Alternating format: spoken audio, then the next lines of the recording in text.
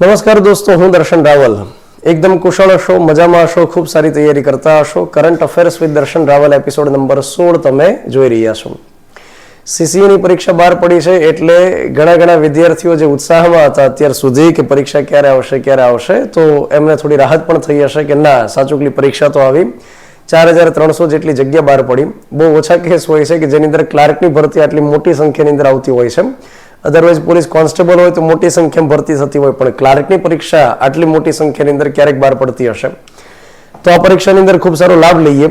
અત્યારે હાલ શું થયું છે કે કેટલાક જે પોલીસની તૈયારી કરતા વિદ્યાર્થીઓ છે એ પણ સીસી માટે મથી રહ્યા છે. મતલબ એને મનની અંદર કંઈ કન્ફ્યુઝન છે કે સીસીની તૈયારી સ્ટાર્ટ કરીએ કે ન કરીએ. તો હું એવા વિદ્યાર્થીઓ માટે એક સલાહ એ આપીશ કે જે વિદ્યાર્થીઓનો ગોલ ખરેખર પોલીસ ભરતીનો છે, કોન્સ્ટેબલ માટે કે પીએસઆઈ માટે છે, તો એમણે વચ્ચે આવતી પરીક્ષાઓ ઉપર એટલું વધારે ફોકસ ન કરવું જોઈએ. અધરવાઇઝ શું થશે કે અત્યારે સીસીની પરીક્ષા ઉપર ફોકસ કરશે અને ત્યાર પછી ટૂંક સમયની અંદર નવા આરઆર પોલીસ માટેના આવશે તો વળી પાછું એમાં ડાયવર્ટ થવા માટે મથશે. એટલે જે વિદ્યાર્થીઓને એવું હોય કે ના, મારે કોઈ પણ વચ્ચે જે પરીક્ષા આવે એ બધી મારે દેવાની છે, તો હા, એ લડી શકે. પણ જેનો મુખ્ય ટાર્ગેટ એવો હોય કે મારે પોલીસમાં જ જવાનું છે, પોલીસ ડિપાર્ટમેન્ટમાં જ જવાનું છે, તો એમણે આ પ્રકારના ડાયવર્ઝન ન લેવા જોઈએ. અમારી એક સલાહ છે. નંબર 2, સીસી અંતર્ગત તમને ખ્યાલ હશે કે માળખું કે પ્રિલિમ પરીક્ષા છે, મેન્સ એક્ઝામ છે. આ વખતે ગૌણ સેવા પસંદગી મંડળે કંઈક ધરખમ ફેરફાર કરી નાખ્યો છે. જો કે આ નોટિફિકેશન અગાઉ આવેલી હતી, મહિનાઓ પહેલા આવેલી હતી. તો ગ્રુપ એ પાડી દીધું, ગ્રુપ બી પાડી દીધું, પ્રિલિમ અને મેન્સ એક્ઝામ આપી દીધી. પ્રિલિમ એક્ઝામ ગ્રુપ એ અને ગ્રુપ બી ના ક્લાર્ક માટે એકદમ સમાન છે. 4 મુખ્યત્વે વિષય રહેલા છે: મેથ્સ, રીઝનિંગ, ઇંગ્લિશ અને ગુજરાતી. 100 માર્ક્સનું પેપર છે. જે વિદ્યાર્થીઓનું મેથ્સ અને રીઝનિંગ નબળું હોય એમણે બિલકુલ ચિંતા કરવાની જરૂર નથી. કોઈ એક સમય શરૂઆત કરી દો અને ત્યાર પછી મંડિયારીઓ મથ્યા કરો, પાછળ પડી જાઓ તો પ્રેક્ટિસથી એ તમારા વિષય ખૂબ સારા થઈ શકશે. મને મેથ્સ કે રીઝનિંગ નથી આવડતું એ પ્રકારનો કકડાટ કરવાની જગ્યાએ તમે ખૂબ સારી પ્રેક્ટિસ શરૂ કરી દો અને યોગ્ય લેક્ચર્સ એટેન્ડ કરવા માંડો. ત્યાર પછી ઓનલાઈન તો ઓનલાઈન, ઓફલાઈન તો ઓફલાઈન, જે તમને સરળ પડે અથવા તમને વિશ્વાસ હોય કે જાતે થઈ શકશે તો જાતે કરવા માંડો. પણ એ મથ્યા કરવાથી થઈ શકશે. આખા દિવસ વાંચ્યા પછી માથામાં દુખાવો થાય તો એ યોગ્ય સંકેત છે કે તમે પરીક્ષા પાસ કરશો. સાંજ પડે એકદમ રાહત લાગે, એકદમ રિલેક્સ ફીલ થાય તો સમજવાનું કે કંઈક ડખો ચાલે છે ભાઈ. તો અત્યારે જ આ સમય હોય છે કે જેમાં આપણે મથી શકીએ, ખૂબ સારો પ્રયાસ કરી શકીએ. તો બિલકુલ અટક્યા વગર, છટક્યા વગર અને એકદમ નિયમિતતાથી તૈયારી કરી સીસીમાં ખૂબ સારી સફળતા મળે એ પ્રકાર પ્રયાસ કરો. શુભકામના તમારી સાથે રહેલી છે. એ ઉપરાંત તમને કોઈ ડાઉટ હોય પરીક્ષાની કેમ તૈયારી કરવી, એવું જરૂરી નથી હોતી કે તમે ઓફલાઈનની અંદર બેચમાં આવો તો જ તમે સંપર્ક કરી શકો. એમને પણ ક્લાસના નંબર ઉપર સંપર્ક કરી અને વાતચીત કરી શકશો. ફલ્ટિન બોક્સ ભાવનગર અને ગાંધીનગર ખાતે જે બેચ શરૂ થવા જઈ રહી છે અથવા થયેલી છે એના વિશે આપણે માહિતી મેળવી લઈએ અને ત્યાર પછી કરંટ અફેર્સની મેટર આપણે સ્ટાર્ટ કરીએ. ફલ્ટિન બોક્સ ભાવનગર ખાતે 3 પ્રકારની બેચ શરૂ થયેલી છે. એક કોન્સ્ટેબલની સ્પેશિયલ બેચ છે જેનો સમય સાંજે 6 થી 8 છે. એક સ્પેશિયલ પીએસઆઈની બેચ છે જેનો સમય બપોરે 1 થી 3:30 વાગ્યાનો છે. અને એક જનરલ બેચ હજુ હમણાં આપણે શરૂ કરેલી છે. જનરલ બેચનો સમય રહેલો છે સવારે 8 થી 10. જનરલ બેચ અંતર્ગત આપણે ડિસાઈડ કરેલું છે કે આજે હમણાં પરીક્ષા બહાર પડી સીસીઈ, એમાં ગ્રુપ બી અંતર્ગત પ્રિલિમ અને મેન્સના તમામ વિષયોને આપણે કવર કરશું. ઘણા વિદ્યાર્થીઓને લાગતું હોય છે કે પહેલા સાહેબ અમે પ્રિલિમ ઉપર ફોકસ કરીએ અને ત્યાર પછી જો પાસ થઈએ તો હવે મેન્સની ઉપર ફોકસ કરશું. તો એમની જગ્યાએ વ્યવસ્થા એમાં હોવી જોઈએ કે પ્રિલિમ ઉપર ફોકસ કરીએ, સાથોસાથ મેન્સને આપણે એકદમ અત્યારથી ન કરી ન શકીએ. મેન્સના જનરલ સ્ટડીના વિષયો પણ આપણે વાંચવા પડે. પ્રિલિમ પરીક્ષા તમારી કમ્પ્લીટ થાય ત્યાર પછી મેન્સ એક્ઝામ કેટલા ટાઈમમાં છે એના કોઈ સંકેત આપ્યા નથી ખાસ. તો માની લો કે તરત જ મેન્સ એક્ઝામ હોય તો પછી આપણે જનરલ સ્ટડી કેમ કરી શકીએ. અને બીજું કે પ્રિલિમ પરીક્ષા પાસ થવાથી સરકાર કોઈ અડધો પગાર દેવા નથી. સરકાર એમ કહે છે કે પ્રિલિમ માત્ર ક્વોલિફાઈંગ છે, મેન્સના માર્ક્સ તમારે ગણાવવાના છે, તો મેન્સની ઉપર ફોકસ તો હોવું જોઈએ. તો પ્રિલિમ અને સાથે મેન્સ, હા, જેનું મેથ્સ રીઝનિંગ નબળું હોય એની ઉપર વધારે ફોકસ કરી શકે, આખા દિવસ દરમિયાન વધારે સમય આપી શકે, એવું કરી શકાય. તો યોગ્ય સ્ટ્રેટેજી બનાવો, તમને ફાવે એવી સ્ટ્રેટેજી બનાવો. માત્ર હું કહું એમ જ ચાલો એમ ન કરશો, પરંતુ તમને જે વધુ અનુકૂળ પડે એ પણ ડિસિઝન તમારે લેવાનું. યોગ્ય વ્યક્તિઓની સલાહ લઈ અને આપણે રણનીતિ બનાવી શકીએ. તો અહીંયા આગળ ભાવનગરમાં 3 બેચ શરૂ થયેલી છે. એ જ રીતે ગાંધીનગર ખાતે 9મી સ્પેશિયલ પીએસઆઈની બેચનો પ્રારંભ થવા જઈ રહ્યો છે. 18 જાન્યુઆરી 2024 થી આ બેચ શરૂ થાય છે પીએસઆઈની. અને એ જ રીતે સ્પેશિયલ જીપીએસસી ક્લાસ 1-2 ની બેચ શરૂ થાય છે 22મી જાન્યુઆરી 2024 થી, જેનો સમય બપોરે 1 થી લઈ અને 3 વાગ્યાનો છે. તો જે વિદ્યાર્થીઓને રસ રુચિ હોય, વધારે વિગત જોઈતી હોય તો ક્લાસના નંબર ઉપર સંપર્ક કરી વધુ વિગત મેળવી શકશે. અને હવે વધુ સમય આપણે ન લેતા કરંટ અફેર્સની મેટર ઉપર કૂદી પડીએ. સૌથી પહેલી મેટર આપણી પાસે એ આવે છે, 16મા નાણાં પંચના અધ્યક્ષ તરીકે ડોક્ટર અરવિંદ પનગડિયાની નિમણૂક કરવામાં આવી છે રાષ્ટ્રપતિ મહોદય તરફથી.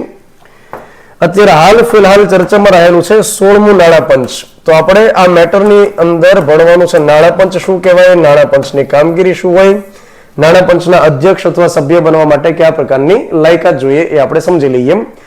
ભારતીય બંધારણના અનુચ્છેદ નંબર 280 અંતર્ગત લખવામાં આવ્યું છે કે રાષ્ટ્રપતિ નાણાં પંચની રચના કરી શકશે.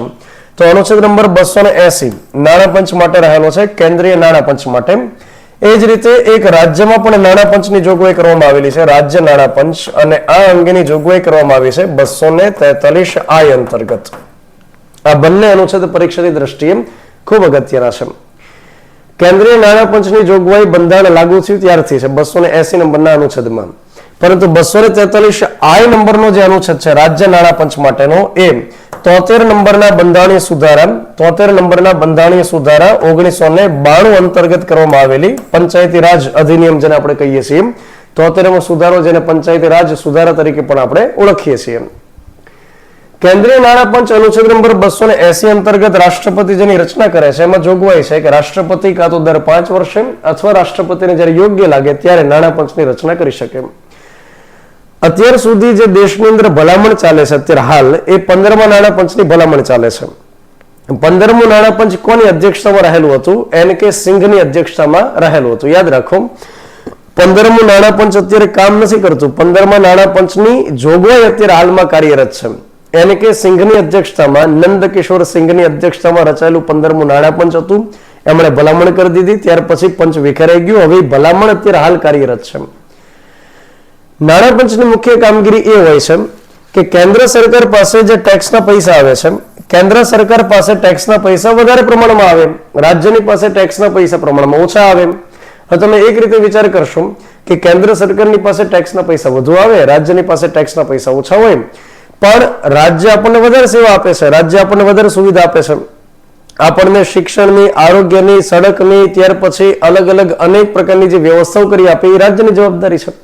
તો રાજ્યની ઉપર ફરજ તો વધારે છે, એને ટેક્સનું કલેક્શન ઓછું છે. કેન્દ્રની પાસે એટલી ફરજ નથી, કેમ કે આપણે રાજ્યમાં રહીએ છીએ, રાજ્યોથી દેશ બને છે. તો રાજ્ય સરકારની ઉપર વિશેષ જવાબદારી હોય છે લોકોને સુવિધા કરી આપવા માટે. તો કેન્દ્ર સરકાર રાજ્યને શું કરશે? ગ્રાન્ટ આપશે. કેન્દ્ર સરકાર પોતાના ટેક્સ કલેક્શનમાંથી એક હિસ્સો કોને આપશે? રાજ્યની અંદર વહેંચી દેશે. હવે જ્યારે કેન્દ્ર સરકાર રાજ્યને ટેક્સમાંથી મતલબ ગ્રાન્ટ ફાળવે છે, તો એવી રીતે તો નહીં કરે કે 28 રાજ્ય છે અને જેટલા રૂપિયા ફાળવવાના હોય એને ભાગે 28 રાજ્ય કરી નાખે, એક સરખી રીતે વહેંચી દેશે. તો એ તો અંધરી નગરીને ગંડુ રાજા કહેવાય. કે ઉત્તર પ્રદેશને જેટલા રૂપિયા મળ્યા એટલા સિક્કિમને મળ્યા, એટલા મણિપુરને મળ્યા, એટલા ગુજરાતને મળ્યા. તો અહીંયા આગળ એ બાબતનું ધ્યાન રાખવું પડશે કે અલગ અલગ રાજ્યની વસ્તી કેટલી છે, અલગ અલગ રાજ્યના પોતાના આવકના સ્ત્રોત કેટલા છે, અલગ અલગ રાજ્યની અંદર કુટુંબ નિયોજનને વેગ આપ્યો કે નથી આપ્યો, ત્યાર પછી કેન્દ્રના નિર્દેશનું પાલન કરે છે કે નથી કરતા. તો અલગ અલગ પ્રકારના માપદંડના આધારે નાણાં પંચ સરકારને ભલામણ કરે કે તમે આટલા રૂપિયા આ રાજ્યને, આટલા રૂપિયા આ રાજ્યને ફાળવી શકશો. અને નાણાં પંચ જે ભલામણ કરે એ માનવા માટે કેન્દ્ર સરકાર પહેલા તો બંધાયેલી નથી. જો વિધાનવાળા સવાલ પૂછાય તો તમારે ખાસ યાદ રાખવાનું છે કે નાણાં પંચ જે ભલામણ કરે કેન્દ્ર સરકારને એ માત્ર ભલામણ હોય છે, આદેશ થોડો હોય છે. તો કેન્દ્ર સરકાર એમાં ફેરફાર પણ કરી શકે, પણ એ જોગવાઈ 5 વર્ષ માટે ચાલે છે. નાણાકીય 5 વર્ષ પૂરા થાય ત્યાં સુધી આમની જોગવાઈ કાર્યરત હોય છે નાણાં પંચની. આ નાણાં પંચ જે કામ કરે છે એના અધ્યક્ષ અત્યારે હાલમાં બનાવ્યા છે ડોક્ટર અરવિંદ પનગડિયા. 16મા નાણાં પંચના અધ્યક્ષ હશે. 280 નંબરના અનુચ્છેદમાં એવી જોગવાઈ કરવામાં આવેલી કે રાષ્ટ્રપતિ બંધારણનો અમલ થાય એના 2 વર્ષની અંદર, એટલે કે 1950 ની અંદર ભારતીય બંધારણનો અમલ થયો એના 2 વર્ષની અંદર, એટલે કે 1952 ની અંદર પ્રથમ નાણાં પંચની રચના કરી શકશે. અને ત્યાર પછી જ્યારે જરૂર પડે ત્યારે અથવા દર 5 વર્ષે રાષ્ટ્રપતિ નાણાં પંચની રચના કરશે. તો પહેલું નાણાં પંચ જે 1952 ની અંદર રચવામાં આવેલું એ KC નિયોગીની અધ્યક્ષતામાં રચવામાં આવેલું. અને એમ કરતા કરતા કરતા અત્યારે હાલ 16મા નાણાં પંચની રચના કરી છે ડોક્ટર અરવિંદ પનગડિયાની અધ્યક્ષતામાં. તો એના વિશે આપણે થોડી માહિતી મેળવી લઈએ. રાષ્ટ્રપતિએ નિમણૂક કરી છે ડોક્ટર અરવિંદ પનગડિયાની અધ્યક્ષ તરીકે, પરંતુ નાણાં પંચની અંદર બાકીના જે 4 સભ્ય કામ કરશે એની નિમણૂક હાલ થયેલી નથી. આ મેટર જ્યારે ભણાવું છું ત્યાં સુધી તો એટલીસ્ટ નથી થઈ, તો જ્યારે સભ્યોની નિમણૂક કરશે તો વળી પાછા આપણે મેટરમાં વળી લેશું. નાણાં પંચની જ્યારે મિટિંગ હોય ત્યારે એક અધિકારી પણ ત્યાં હાજર રહેતા હોય, જે તમામ પ્રકારની મિટિંગ્સનો રેકોર્ડ રાખતા હોય, મિટિંગનું આયોજન કરતા હોય અને સાથે એ મિટિંગમાં લેવાયેલા ડિસિઝનને અમલમાં પણ મુકાવડાવતા હોય છે. જ્યારે આપણે સચિવ કહીએ તો નાણાં પંચ અંતર્ગત સચિવ તરીકે ઋત્વિક રંજનાભની નિમણૂક કરવામાં આવેલી છે. તો આમનું નામ પણ આપણે એક યાદ રાખી લઈએ. ત્યાર પછી આપણે વાત કરીએ 16મું નાણાં પંચ અત્યારે હાલ કામ કરતું થઈ ગયું હશે અથવા સભ્યો નિમણૂક કરશે ત્યારે કામ કરતું થઈ જશે. તો 2024 ની અંદર આ નાણાં પંચ પોતાની કામગીરી શરૂ કરશે. કામગીરી શું કરશે? કેન્દ્ર સરકારને ભલામણ કરશે કે રાજ્યને આપણે કેટલી ગ્રાન્ટ દેશું, તો એ ભલામણ માટેનો રિપોર્ટ તૈયાર કરશે અને આ રિપોર્ટ રાષ્ટ્રપતિને સબમિટ કરવા માટે એક ડેડલાઇન આપી છે 31 ઓક્ટોબર 2025. 31 ઓક્ટોબર 2025 સુધીમાં 16મું નાણાં પંચ પોતાનો અહેવાલ રાષ્ટ્રપતિને સબમિટ કરાવશે.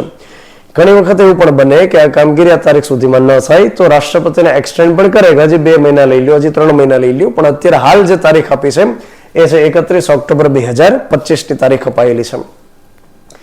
જે ભલામણ કરશે એમાંથી કેન્દ્ર સરકાર જેટલાનો સ્વીકાર કરશે, કેટલાક ચેન્જીસ કરશે, ત્યાર પછી લાગુ ક્યારથી કરશે, આની પછીનું જે નાણાકીય વર્ષ હોય ત્યારથી, એટલે કે 1 એપ્રિલ 2026 થી એ લાગુ થશે. તો આ ખૂબ જ અગત્યની મેટર રહેલી છે કે 16મા નાણાં પંચનો અહેવાલ જે સરકારને આપવામાં આવે એનો અમલ ક્યારથી થશે. 16મા નાણાં પંચની ભલામણ મુજબ કેન્દ્ર સરકાર રાજ્યને ગ્રાન્ટ કયા વર્ષથી આપશે? તો 1 એપ્રિલ 2026 થી આ નાણાકીય વર્ષથી 5 વર્ષ માટે આ ભલામણનો ઉપયોગ કરવામાં આવશે, અમલ કરવામાં આવશે. તો આ એક ડેટ આપણે યાદ રાખવી. 15મા નાણાં પંચની રચના જ્યારે થયેલી હતી ત્યારે આ સવાલ પરીક્ષામાં પૂછાયેલો હતો. ત્યાર પછી આપણે આગળ વધીએ છીએ. અરવિંદ પનગડિયા, જેમને અત્યારે 16મા નાણાં પંચના અધ્યક્ષ બનાવ્યા છે, એના વિશે થોડી આપણે માહિતી મેળવી લઈએ.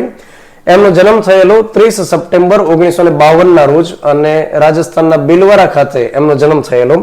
આ વ્યક્તિ ઇકોનોમિસ્ટ છે, ઓબ્વિયસ છે, તો જ એમને નાણાં પંચની અંદર અધ્યક્ષ બનાવ્યા છે. આ વ્યક્તિ ઇકોનોમિસ્ટ છે, ભારતીય અમેરિકન અર્થશાસ્ત્રી છે. ત્યાર પછી જ્યારે નીતિ આયોગની રચના કરવામાં આવેલી ત્યારે એમના સૌથી પહેલા ઉપાધ્યક્ષ તરીકે અમને નોમિનેટ કરેલા હતા. નીતિ પંચની રચના આપણને સૌને ખ્યાલ છે કે National Institution for Transforming India, આની રચના થાય છે 1 જાન્યુઆરી 2015 થી. 1 જાન્યુઆરી 2015 થી નીતિ પંચની રચના થયેલી છે અને આ જે સંસ્થા છે એને કેબિનેટ ઠરાવથી બનાવેલી સંસ્થા છે. કેબિનેટ ઠરાવથી, એટલે કે નીતિ પંચની રચના કરવા માટે થઈ, કોઈ બંધારણીય સુધારો નથી કર્યો, એના માટે કોઈ કાયદો તૈયાર નથી કરેલો, એ કેબિનેટ ઠરાવથી બનાવેલી સંસ્થા છે. નીતિ પંચ દેશની એક થિંક ટેન્ક છે જે દેશના વિકાસ માટે શું કરી શકાય એના માટે વિચારવાનું કામ કરે છે. અને એ જ રીતે નીતિ પંચ બીજું શું કામ કરે? અલગ અલગ રાજ્યની વચ્ચે કોમ્પિટિશન કરાવે છે, સ્પર્ધાત્મક સંઘવાદ જેને આપણે કહીએ કે રાજ્ય સરકારની વચ્ચે હરીફાઈ કરાવે, રિપોર્ટ્સ તૈયાર કરાવે કે આ રાજ્યમાં શિક્ષણ વધુ સારું, આ રાજ્યમાં આરોગ્ય વધુ સારું, તો બાકીના રાજ્યોને થોડું પ્રેરણા મળે કે આપણે થોડું કરીએ તો રિપોર્ટમાં ઉપર આવીએ. તો નીતિ પંચ સ્પર્ધાત્મક સંઘવાદને જાળવી રાખવાનું કામ કરે ને વધારવાનું કામ કરે છે. નીતિ પંચની રચના અંતર્ગત એવી જોગવાઈ છે કે એક એમાં અધ્યક્ષ તરીકે હોદ્દાની રૂએ વડાપ્રધાન રહેશે અને સરકાર દ્વારા વડાપ્રધાન દ્વારા ઉપાધ્યક્ષની નિમણૂક કરવામાં આવશે. ખાસ યાદ રાખવાનું કે નીતિ પંચમાં ઉપાધ્યક્ષની નિમણૂક રાષ્ટ્રપતિ ન કરે, વડાપ્રધાન દ્વારા થાય છે. તો ઉપાધ્યક્ષની જે પોસ્ટ હતી એમાં સૌથી પહેલી વખત આ વ્યક્તિને બનાવેલા હતા ઉપાધ્યક્ષ. ત્યાર પછી તેઓ કોલંબિયા યુનિવર્સિટીના પ્રોફેસર પણ છે અને એમને પદ્મભૂષણથી સન્માનિત કરવામાં આવેલા છે. આપણે ચર્ચા કરી ડોક્ટર અરવિંદ પનગડિયા વિશે. ત્યાર પછી નાણાં પંચની આપણે બેઝિક જે બંધારણીય જોગવાઈ છે એની ચર્ચા કરી ગયા. ત્યાર પછી નાણાં પંચનું માળખું શું હોય છે? તો નાણાં પંચના માળખામાં એક અધ્યક્ષ હોય છે અને એની સાથે અન્ય 4 જેટલા સભ્યો હોય છે. નાણાં પંચ યાની 5 વ્યક્તિનો સમૂહ. તો એક અધ્યક્ષ હોય, 4 જેટલા એમાં સભ્યો હોય છે. ત્યાર પછી અનુચ્છેદ 280 અંતર્ગત લખવામાં આવેલું છે કે સંસદ કાયદો બનાવી અને ડિસાઈડ કરી શકશે કે અધ્યક્ષ કે સભ્ય બનવા માટે શું લાયકાત જોઈએ, એમને કેટલા પગાર દેવાના, કેટલા ભથ્થા દેવાના, રિટાયરમેન્ટ પછી એમને શું લાભ મળશે, રજા અંગેના નિયમો શું હશે વગેરે. તો એના માટે સંસદ કાયદો બનાવશે અને સંસદે નાણાં પંચ માટે 1951 ની અંદર એક કાયદો બનાવેલો છે. 1951 ના કાયદા અંતર્ગત લાયકાત લખવામાં આવેલી છે. જે વ્યક્તિએ નાણાં પંચની અંદર અધ્યક્ષ બનવાનું હોય એમને જાહેર બાબતોનો અનુભવ હોવો જોઈએ, આ પ્રકારે લખેલું છે. યાદ રાખો કે એમાં લખેલું નથી કે ઇકોનોમિસ્ટ જ હોવો જોઈએ. જે વ્યક્તિને જાહેર બાબતનો સરકારી કામકાજનો એક્સપિરિયન્સ હોય, જે વરિષ્ઠ આઈએએસ પ્રકારના અધિકારી હોય, આ વ્યક્તિઓને મૂકી શકતા હોય. તો જાહેર બાબતોનો અનુભવ ધરાવતી વ્યક્તિ અધ્યક્ષ બની શકે. બાકીના જે 4 સભ્ય લેવાના છે એમાં કયા વ્યક્તિનો લઈ શકાય? તો 4 સભ્યોમાંથી કોઈ એક વ્યક્તિ એવા હોવા જોઈએ કે જે હાઈકોર્ટના ન્યાયાધીશ હોય અથવા તો હાઈકોર્ટના જજ બનવા જેટલી લાયકાત એની પાસે રહેલી હોય. એક વ્યક્તિ એવા હોવા જોઈએ કે જે ભારતના હિસાબ તેમજ નાણાં બાબતનું વિશેષ જ્ઞાન ધરાવતા હોય, ખાસ કરીને નાણાં મંત્રાલય અંતર્ગત સચિવ રહેલા હોય એવા વ્યક્તિને મૂકી શકાય, અથવા આરબીઆઈ ની અંદર કોઈ વ્યક્તિએ કામ કરેલું હોય, વહીવટી અને નાણાકીય બાબતોનો વ્યાપક અનુભવ ધરાવતા હોય એવા વ્યક્તિને મૂકી શકાય. અને અર્થશાસ્ત્રનું વિશેષ જ્ઞાન ધરાવતી વ્યક્તિ હોય, કોઈ કોલેજની અંદર પ્રોફેસર પણ હોય એવું પણ બને, તો આવી વ્યક્તિ જે અર્થશાસ્ત્રનું વિશેષ રીતે જ્ઞાન ધરાવે છે તો એવા વ્યક્તિને મૂકી શકાય. તો આ આપણે દોસ્તો ચર્ચા કરી નાણાં પંચ વિશે, 16મા નાણાં પંચ વિશે. 31 ઓક્ટોબર 2025 ના દિવસે રિપોર્ટ સબમિટ કરાવી તારીખ આપણે યાદ રાખવાની, અને 1 એપ્રિલ 2026 થી એના રિપોર્ટનો અમલ થશે એ વિગત આપણે ખાસ યાદ રાખીએ. ચલો, ત્યાર પછી એ જ પ્રકારની અગત્યની મેટર રહેલી છે આપણી પાસે આવે છે કે ઇસરોએ એક્સપોસેટ સેટેલાઇટ લોન્ચ કર્યો. તો ઇસરોએ અત્યારે જે એક્સપોસેટ સેટેલાઇટ લોન્ચ કર્યો છે એના વિશે આપણે વાત કરી દઈએ. એક્સપોસેટ સેટેલાઇટ, અને આ સાથે ઇસરોએ એક પ્રકારે આપણે એવું કહી શકીએ કે ક્રાંતિકારી પગલું પણ ભર્યું છે. ઇસરો અત્યારે ખૂબ સારી રફતારથી કામ કરે છે, અલગ અલગ પ્રકારના મિશનને લોન્ચ કરે છે, સફળતાપૂર્વક મિશન લોન્ચ થાય છે. જેમ કે ચંદ્રયાન 3 આપણે ગણી શકીએ. ત્યાર પછી સૂર્યના બાહ્ય આવરણનો અભ્યાસ કરવા માટે થઈ અને આદિત્ય L1 મિશન લોન્ચ કર્યું સફળતાપૂર્વક, એ પાર પડી ગયું.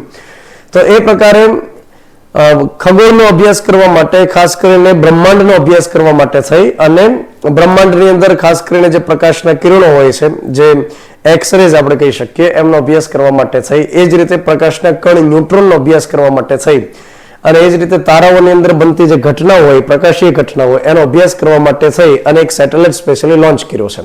તો યાદ રાખવાનું કે અત્યારે જે સેટેલાઇટ લોન્ચ કર્યો એનું નામ રહેલું છે એક્સપોસેટ. આ એક્સપોસેટનું પૂરું નામ શું થાય? એક્સપોસેટનું પૂરું નામ થાય છે એક્સ-રે પોલારીમીટર સેટેલાઇટ. તો આનું પૂરું નામ આપણે ખાસ યાદ રાખવાનું. તાજેતરમાં ઇસરોએ જે સેટેલાઇટ લોન્ચ કર્યો એનું નામ છે એક્સપોસેટ. એક્સપોસેટનું પૂરું નામ શું થાય? એનું પૂરું નામ થાય છે એક્સ-રે પોલારીમીટર સેટેલાઇટ. પોલારીમીટર એક ઇન્સ્ટ્રુમેન્ટ હોય છે કે જેની મદદથી પ્રકાશનો અભ્યાસ કરી શકાય. પોલરાઇઝેશન કે પ્રકાશની અંદર જે વેવ્સ ગતિ કરતા હોય છે એનો અભ્યાસ કરી શકાય. તમારે ડીપલી ઘૂસકે એકદમ સાયન્સ એન્ડ ટેકની અંદર પડી નથી જવાનું. તમને એટલો ખ્યાલ હોવો જોઈએ કે એક્સપોસેટનો મુખ્ય ઉદ્દેશ છે કે બ્રહ્માંડની અંદર બનતી ઘટનાઓ હોય, બ્રહ્માંડની અંદર જે એક્સરેઝ જોવા મળતા હોય, તારાઓની અંદર બનતી ઘટનાઓ હોય, એનો અભ્યાસ થશે. બ્લેક હોલનો અભ્યાસ થશે. તો આ પ્રકારે મતલબ અવકાશીય ઘટનાનો અભ્યાસ કરવા માટે થઈ અને કંઈક રહસ્ય ઉકેલવા માટે થઈ અને આ સેટેલાઇટ લોન્ચ કરવામાં આવ્યો છે. 1 જાન્યુઆરી 2024 ના દિવસે ઇસરોએ આંધ્રપ્રદેશના સતીશ ધવન સ્પેસ સેન્ટર, જે શ્રી હરિકોટા ખાતે આવેલું છે, ત્યાંથી લોન્ચ કર્યો. અને ખૂબ જ અગત્યની એક બાબત છે કે કયા રોકેટની મદદથી આ સેટેલાઇટને લોન્ચ કરવામાં આવ્યું. તો એ રોકેટનું નામ રહેલું છે PSLV-C58. આ રોકેટનું નામ પરીક્ષાઓની અંદર પૂછાતું હોય છે. જ્યારે ખૂબ અગત્યના મિશનને પાર પાડે છે ત્યારે એના રોકેટ વિશે પરીક્ષાની અંદર સવાલ પૂછાય છે. PSLV-C58 આપણને યાદ રહી જવું જરૂરી છે. ત્યાર પછી આપણે યાદ રાખીએ કે આ સેટેલાઇટને પૃથ્વીની લોઅર ઓર્બિટની અંદર મૂકવામાં આવ્યો છે, એટલે કે 650 કિલોમીટરની ઊંચાઈએ આ સેટેલાઇટને મૂકવામાં આવ્યો છે. ત્યાર પછી સેટેલાઇટની સાથે જે વસ્તુને લઈ જવામાં આવે એને પેલોડ આપણે કહીએ છીએ. પેલોડ જ્યારે તમે વાંચો ત્યારે સમજવાનું કે સેટેલાઇટની સાથે જે ઇન્સ્ટ્રુમેન્ટને, જે સેન્સરને, જે ઉપકરણને લઈ ગયા હશે એને પેલોડ કહેવામાં આવશે. તો એક આમાં રહેલું છે પોલિક્સ, જેનું પૂરું નામ થાય પોલારીમીટર ઇન્સ્ટ્રુમેન્ટ ઇન એક્સરે, અને એક રહેલું છે XSPECT X-ray spectroscopy and timing. આ પેલોડ જે રહેલા છે બસ એનો ઉપયોગ એ જ થશે કે પ્રકાશનો અભ્યાસ કરવાનો, ન્યુટ્રોનનો અભ્યાસ કરવાનો. પ્રકાશના કણ જે હોય એને ન્યુટ્રોન તરીકે ઓળખવામાં આવતા હોય છે. ત્યાર પછી આપણે આગળ વાત કરીએ આ સેટેલાઇટ, આનો ઉદ્દેશ શું રહેલો છે જેની ચર્ચા આપણે હમણાં કરી ગયા કે બ્રહ્માંડનો, ત્યાર પછી ન્યુટ્રોન સ્ટારનો તેમજ બ્લેક હોલ અંગે અભ્યાસ કરશે. આ સેટેલાઇટનું નિર્માણ ક્યારથી શરૂ થયું? આ સેટેલાઇટનું નિર્માણ 2008 થી શરૂ થયેલું છે. તો ધીરજ માંગતી પ્રક્રિયા રહેતી હોય છે. 2008 થી આનું નિર્માણની પ્રક્રિયા શરૂ થઈ હતી સેટેલાઇટની, અને નિર્માણનું કાર્ય કોણે કર્યું? તો ઇસરોની UR રાવ સેટેલાઇટ સેન્ટર અને Raman research institute, Raman research centre દ્વારા આ સેટેલાઇટને બનાવવામાં આવ્યું. ત્યાર પછી આપણે યાદ રાખીએ કે ભારત આ પ્રકારનો બીજો દેશ બન્યો છે કે જેમણે બ્રહ્માંડનો અભ્યાસ કરવા માટે આ સેટેલાઇટને લોન્ચ કર્યો હોય. તો ભારત આ પ્રકારનો બીજો દેશ છે. સૌથી પહેલો દેશ છે અમેરિકા. અમેરિકાએ 2021 ની અંદર આ પ્રકારે બ્રહ્માંડનો અભ્યાસ કરવા માટે થઈ અને ઇમર્જિંગ એક્સરે પોલારીમીટર એક્સપ્લોરર નામનું એક મિશન લોન્ચ કરેલું હતું અને ભારત આ સાથે બીજો દેશ બની ગયો છે. તો રશિયા, ચીન આ બધા પાછળ છે, બ્રિટન આ બધા પાછળ છે અને ભારત આ પ્રકારે બીજો દેશ બની ગયો છે. આ પ્રકારના મિશનથી મુખ્યત્વે ફાયદો શું થાય છે હું તમને સમજાવું. ઘણા વિદ્યાર્થીઓની સવાલ રહેતો હોય છે કે સાહેબ ચંદ્રયાન 3 અત્યારે જે લોન્ચ કર્યું એની મદદથી આપણને કેટલાક પુરાવા મળશે કે ચંદ્રની ધરતી ઉપર પાણી છે કે કેમ. ત્યાર પછી આપણે આદિત્ય L1 નો અત્યારે મિશન લોન્ચ કર્યું જેની મદદથી આપણને કેટલીક માહિતી મળશે, પણ આ માહિતી મળ્યા પછી એનો ઉપયોગ થતા ઘણો સમય લાગતો હોય છે. પણ મુખ્યત્વે ભારત સરકાર આ પ્રકારના મિશન જે લોન્ચ કરે છે એનાથી એવું નથી કે ચંદ્ર ઉપર રહેવા માટે જતા રહેવાનું છે, એવું નથી કે સૂર્યનો અભ્યાસ કરી નાખ્યો તો આપણને બહુ બધા રહસ્ય ખ્યાલ આવી ગયા, એ પ્રકારે નથી. પણ જ્યારે ભારત આ પ્રકારના મિશનને સફળતાપૂર્વક લોન્ચ કરે છે તો આસપાસના બીજા દેશોને ટ્રસ્ટ આવે છે કે આ દેશ અવકાશ વિજ્ઞાનની અંદર ખૂબ આગળ છે અને એટલા માટે એમણે જ્યારે પોતાના સેટેલાઇટ લોઅર ઓર્બિટની અંદર મૂકવાના હોય છે ત્યારે એ ભારતને કોન્ટ્રાક્ટ આપે છે. આ સૌથી મોટો એક બિઝનેસ પણ સાબિત થઈ શકે એમ છે. તો ભારતે પહેલા સાબિત તો કરવું પડશે કે અમે એવા મિશન લોન્ચ કરીએ છીએ કે જે ખૂબ ઓછા દેશ કરી શકતા હોય છે. તો આ ભારતની સૌથી મોટી સફળતા પણ આપણે ગણી શકીએ. ત્યાર પછી આપણે આગળ વધીએ છીએ અને અન્ય એક મેટર રહેલી છે અને જે મેટર એવું કહે છે કે ગાંધીનગરના ગિફ્ટ સિટીની અંદર શરત સાથે દારૂ પીવાની છૂટ આપવામાં આવેલી છે, જેને લઈને ઘણા મીમ્સ બન્યા, ઘણા મજાક બની, ઘણા વિડીયો બન્યા. તો ગિફ્ટ સિટી ગાંધીનગરની અંદર દારૂ પીવાની શરત સાથે છૂટ આપી છે. સૌથી પહેલા ગિફ્ટ સિટી વિશે આપણે માહિતી મેળવી લઈએ, ત્યાર પછી આ જે મંજૂરી આપવાની બાબત છે એને સમજીએ. ગિફ્ટ સિટીનું પૂરું નામ પરીક્ષાની અંદર પૂછવામાં આવેલું છે, જેનું પૂરું નામ થતું હોય છે કે Gujarat international finance tax city. Gujarat international finance tax city આ એનું પૂરું નામ થાય છે. અહીંયા આગળ પૂરા નામની અંદર તમારે ખાસ નોટ કરવાનું કે અહીંયા આગળ ટેક્સ સિટીની અંદર TECH રહેલું નથી, પરંતુ TEC માત્ર રહેલું છે. પરીક્ષાઓની અંદર જ્યારે ઓપ્શન હોય છે ત્યારે વિદ્યાર્થીનું લાગે આ તો પ્રિન્ટિંગ મિસ્ટેક હશે અથવા તો TECH વાળું ટીક કરી નાખતા હોય છે. TECH નહીં, માત્ર TEC. તો અહીંયા આગળ પૂરું નામ શું થાય છે? Gujarat international finance tax city.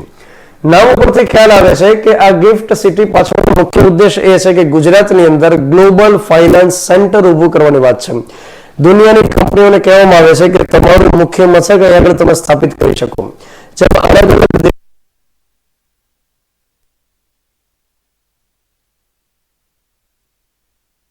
અલગ ન્યુયોર્ક શહેરની વાત કરીએ આપણે, અલગ કેટલાક સેન્ટરનું કેમ ડેવલપમેન્ટ થયું, કેટલાક શહેરનું. એની જેમ ગાંધીનગરની અંદર દુનિયાની કંપનીઓને કહેવામાં આવે છે કે તમે ઓફિસ સ્ટાર્ટ કરો, તમને અમે તમામ પ્રકારની બિઝનેસને લગતી વ્યવસ્થા કરી આપશો. અને જ્યારે દુનિયાના દેશોમાંથી મહેમાનો ત્યાં આગળ આવે, ઇન્વેસ્ટમેન્ટ કરવા માટે, ત્યાં સમજૂતી માટે આવે અથવા તો કેટલાક બિઝનેસમેન ત્યાં આગળ આવે, તો એ સમયે એમને દારૂ પીવાની છૂટ તો દેવી પડે. તો ગ્લોબલ એક ઇકોસિસ્ટમ બનાવવા માટે, બિઝનેસ ઇકોસિસ્ટમ બનાવવા માટે ગિફ્ટ સિટીમાં દારૂ પીવાની છૂટ આપી એવું કહેવામાં આવે છે. ગિફ્ટ સિટી ગાંધીનગરમાં આવેલું છે અને એક આખો વિસ્તાર ડેવલપ કરાયેલો છે, જેને ગ્રીન ફિલ્ડ પ્રોજેક્ટ તરીકે ડેવલપ કરવામાં આવ્યું. ગ્રીન ફિલ્ડ પ્રોજેક્ટ એને કહેવામાં આવે કે એવી જમીન ઉપર તમે કામગીરી કરો છો, એવી જમીન ઉપર તમે ઇન્ફ્રાસ્ટ્રક્ચર બનાવો છો કે જે આગળ પહેલા કશું જ નહોતું, પહેલા એકદમ સમતલ હતું. મતલબ કે ત્યાં કોઈ ઊભી કરેલી ઇમારતો નહોતી, ત્યાં આગળ પહેલા કોઈ કન્સ્ટ્રક્શન નહોતું. તો એકદમ કોરાપાટ જે પડેલા હોય છે જમીન, એની ઉપર જ્યારે પ્રોજેક્ટ કરવામાં આવે એવા પ્રોજેક્ટને કહેવાય ગ્રીન ફિલ્ડ પ્રોજેક્ટ. તો ગાંધીનગરના કેટલાક હિસ્સાની અંદર આ સિટી આખું ઊભું કર્યું, જેની અંદર રહેણાંકી બિલ્ડિંગ છે, જેની અંદર કમર્શિયલ બિલ્ડિંગ છે, ત્યાં આગળ સ્કૂલ છે, ત્યાં આગળ બગીચાઓ છે, ત્યાં આગળ તમામ પ્રકારની સુવિધા છે જે એક ગામ કે શહેરની અંદર હોય. ત્યાં આગળ સરસ બધી વ્યવસ્થાઓ રહેલી છે. તો ત્યાં આગળ અલગ અલગ કંપનીઓમાંથી ઓફિસ સ્થાપવામાં આવશે. ઓફિસની અંદર કર્મચારીઓ કામ કરે, એના માટે રહેવા માટે રહેણાંકી મકાન છે, એમ બાળકો ભણવા માટે સ્કૂલની વ્યવસ્થાઓ છે, ત્યાં આગળ તમામ પ્રકારની સુવિધા ઊભી કરી દીધેલી છે. તો આ જે ગિફ્ટ સિટી રહેલી છે એનો સૌથી પહેલી વખત વિચાર 2007 ની અંદર આવેલો. ત્યાર પછી તેનું planning East China architecture design and research ઇન્સ્ટિટ્યૂટને સોંપવામાં આવેલું. ગિફ્ટ સિટીને સ્માર્ટ સિટી તરીકે વિકસાવવામાં આવ્યું, મતલબ કે તમામ પ્રકારની બેઝિક નીડ જે ત્યાં આગળ એકદમ ફૂલફિલ થતી હોય, સરકારી ત્યાં કોઈ પણ પ્રકારની અગવડતા ન પડે, સરકારની તમામ સુવિધાઓ ત્યાં આગળ ઓનલાઈન મળી રહે, તો આ પ્રકારનો કોન્સેપ્ટ હોય જેને આપણે કહીએ સ્માર્ટ સિટી. હવે આપણે વાત કરીએ કે ગિફ્ટ સિટી ગાંધીનગરની અંદર જે દારૂ પીવા માટેની છૂટ આપી તો એમાં કઈ કઈ શરત રહેલી છે. તો તો એના માટે સૌથી પહેલા લીકર મંજૂરી લેવી પડશે અને લીકર મંજૂરી છે એ 2 વર્ષ માટેની રહેશે. જે વ્યક્તિની ઉંમર 21 વર્ષથી વધુની હોય એમને જ આ છૂટ આપવામાં આવશે. ત્યાર પછી મંજૂરી માટે તમારે જે ફીસ ભરવાની હોય 1000 રૂપિયા રહેશે. ત્યાર પછી એમ કહે છે કે કામ ચલાવ ટેમ્પરરી તમારે મંજૂરી લેવી હોય કે ભાઈ અમારે 2 વર્ષ માટેની મંજૂરી નથી જોઈતી, અમે તો આવ્યા અને તરત જતા રહેવાના છીએ, તો એવી કામ ચલાવ મંજૂરી હોય એ 1 દિવસ પૂરતી મળશે. મતલબ ત્યાં આગળ ઘણા નિયમો તો અત્યારે ઓન પેપર બનાવ્યા છે, પાલન કેટલું થાય આપણને ખ્યાલ નથી, પણ તમે ક્યાંથી એ દારૂ ખરીદ્યો, ત્યાર પછી તમે કેટલો વાપર્યો, ત્યાર પછી કેટલો જમા થયો અને જેટલો જમાઈ રહ્યો છે એને તમારે નાશ કરવાનો વગેરે. 1 દિવસ માટે આવ્યા ત્યાર પછી કોઈને વેચીને નહીં જતા રહેવાનું, પીવા એટલું પીવાનું, બાકી તમારે નાશ કરી દેવાનો. તો આવી કેટલીક બાબતો ઓન પેપર અત્યારે રહેલી છે. ત્યાર પછી વાઇન એન્ડ ડાઇન સુવિધા માટે, વાઇન એન્ડ ડાઇન સુવિધાનો મતલબ એ થાય કે કોઈ વ્યક્તિ દારૂ પહેલા ત્યાં આગળ રાખશે અને ત્યાર પછી બધાને સર્વ કરશે. જેમ રેસ્ટોરન્ટમાં જઈએ ને જેમ જમાડે કોઈ, એમ કોઈક દારૂ પીવડાવે છે, એવી કોઈ જગ્યા હોય એને કહેવાય વાઇન એન્ડ ડાઇન સુવિધા.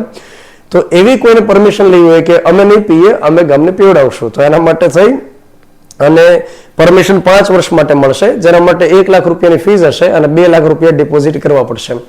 તો આવી બધી શરત સાથે અત્યારે ગિફ્ટ સિટીમાં મંજૂરી આપેલી છે. હવે આમાં ગિફ્ટ સિટી સાથે સંકળાયેલ જે વિગત છે ને, ખાસ કરીને પૂરું નામ એ પરીક્ષાઓની અંદર વધારે પૂછાતું હોય છે, Gujarat international finance tax city. ત્યાર પછી આપણે જોઈએ હિટ એન્ડ રનના નવા કાયદાને કારણે ટ્રક ડ્રાઈવરોની હડતાલ દેશભરની અંદર જોવા મળી. તો અત્યારે હાલ ફિલહાલ 3 નવા કાયદાઓ ચર્ચાની અંદર રહેલા છે. આપણે જેને આઈપીસી કહેતા, જેને સીઆરપીસી કહેતા અને જેને આપણે એવિડન્સ એક્ટ કહેતા. તો ત્રણેય કાયદાઓની જગ્યાએ 3 નવા ક્રિમિનલ લોઝ સરકાર લઈને આવી છે. જોકે હજી એનો અમલ શરૂ નથી થયો, પરંતુ હા, એમાં ભારતીય ન્યાય સંહિતા, જેને પહેલા આઈપીસી કહેતા, ઇન્ડિયન પિનલ કોડ કહેતા, એની જગ્યાએ હવેનું નામ થઈ ગયું છે ભારતીય ન્યાય સંહિતા. આ ભારતીય ન્યાય સંહિતામાં એક કલમ રહેલી છે અને એ કલમનો ક્રમાંક રહેલો છે 104. ભારતીય ન્યાય સંહિતાની કલમ 104 એમ કહે છે કે જ્યારે કોઈ વ્યક્તિ બેદરકારીપૂર્વક વાહન ચલાવશે અને કોઈ વ્યક્તિની સાથે એક્સિડન્ટ થશે, બેદરકારીપૂર્વક વાહન ચલાવશે, કોઈની સાથે એક્સિડન્ટ કરશે અને ત્યાર પછી સામેવાળી વ્યક્તિનું મૃત્યુ નિપજશે અને કોઈ વ્યક્તિ ત્યાંથી ભાગી જશે, જો કોઈ પણ પ્રકારની ઓથોરિટીને જાણ નહીં કરે, મેજિસ્ટ્રેટને જાણ નહીં કરે, પોલીસને કોઈ જાણ નહીં કરે અને ત્યાંથી છટકી જશે, તો એ વ્યક્તિને 10 વર્ષ સુધીની શિક્ષા થઈ શકશે અને ત્યાર પછી દંડ પણ એમને ફટકારી શકાશે. 7 લાખ રૂપિયાની રકમને કહેવામાં આવતું હોય છે, પરંતુ આ કલમની અંદર દંડની રકમની જોગવાઈ નથી. 10 વર્ષ સુધીની શિક્ષા અને સાથે દંડ થઈ શકશે. જો કોઈ વ્યક્તિ બેદરકારીપૂર્વક વાહન ચલાવ્યું, કોઈની સાથે એક્સિડન્ટ કર્યું, સામેવાળી વ્યક્તિનું નિધન થયું અને એ વ્યક્તિ કોઈને જાણ કર્યા વગર ત્યાંથી છટકી ગયો, તો એ સમયને 10 વર્ષ સુધીની શિક્ષા થઈ શકશે.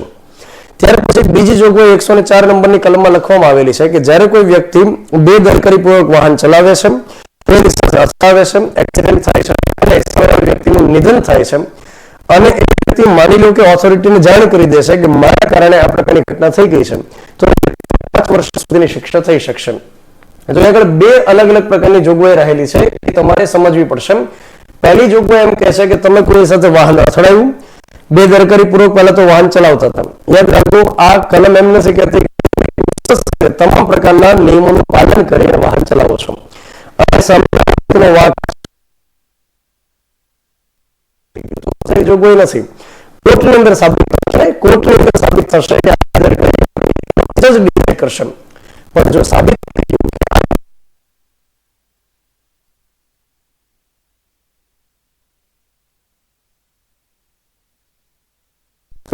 કોઈ પણ પ્રકારે જો સાબિત થઈ જશે અને એ વ્યક્તિ કોઈ જાણ કર્યા વગર ગયો છે, તો એ વ્યક્તિને 10 વર્ષ સુધીની શિક્ષા થશે. માની લો કે વ્યક્તિ જાણ કરી દેશે, તો એ નથી કે જાણ કરી દીધી કે આ મારાથી તને માફ નથી કરવાનો, એને 5 વર્ષ સુધીની શિક્ષા કરવાની છે.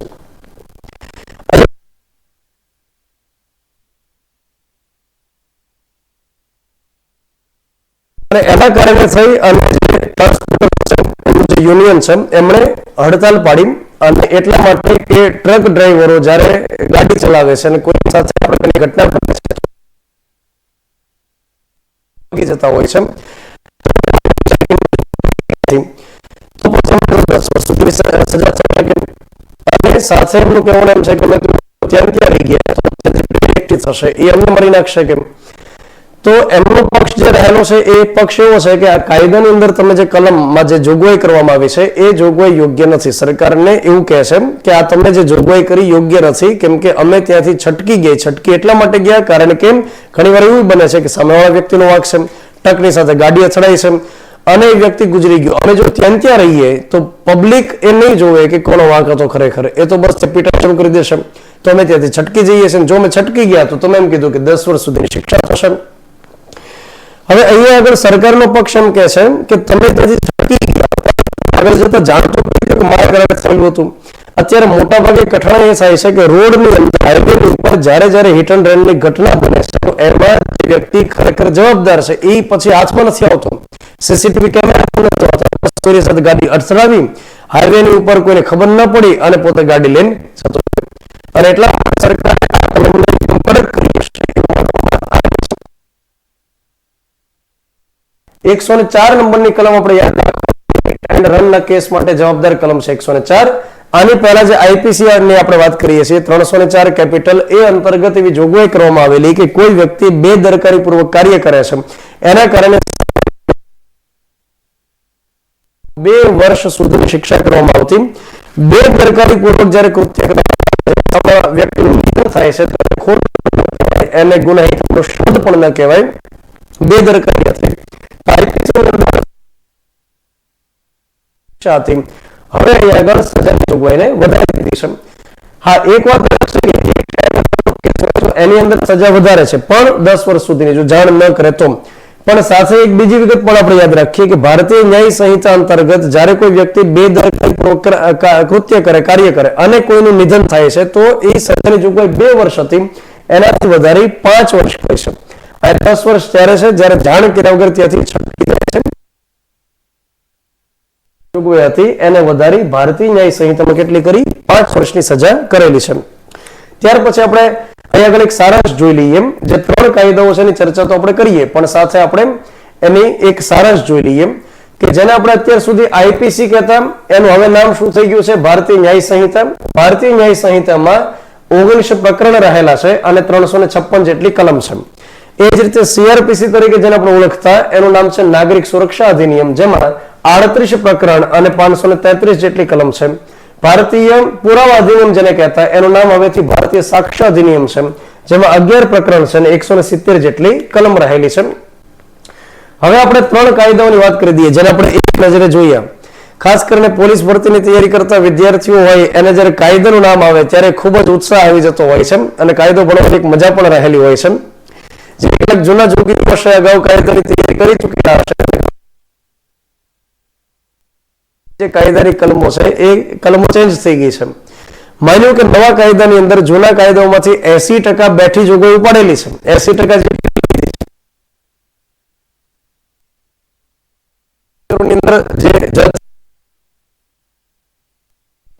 पहला पॉइंट भांगी नाखे ત્યારે જે ડાયલોગ મારતા કે દફા 302 के तहत फांसी दी जाती है तो એમાં 302 થઈ ગઈ હતી.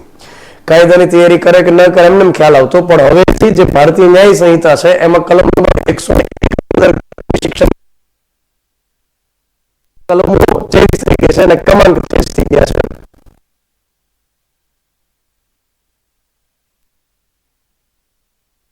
ચેન્જ કરવાની મતલબ જરૂરિયાત તો એક રીતે દેખાતી હતી, પણ અહીંયા આગળ આપણે થોડી માહિતી મેળવી લઈએ કે બ્રિટિશ વખતના 150 વર્ષ જૂના કાયદાઓને ચેન્જ કરી 3 નવા કાયદાઓ લઈ આવ્યા. અને અહીંયા આગળ તમે જ્યારે વાંચશો કાયદાના નામ ત્યારે એમાં 2 લખાયેલું છે, મતલબ કે આ બીજો તૈયાર કરેલો ડ્રાફ્ટ રહેલો હતો ને એટલા માટે ત્યાં આગળ 2 લખાયેલું હોય છે. ત્યાર પછી આપણે વાત કરીએ કે ઓગસ્ટ 2023 ની અંદર આ 3 બિલને સંસદમાં રજૂ કર્યા પછી 31 સભ્યોની એક પેનલને બિલ ઉપર ચર્ચા માટે સોંપેલું હતું.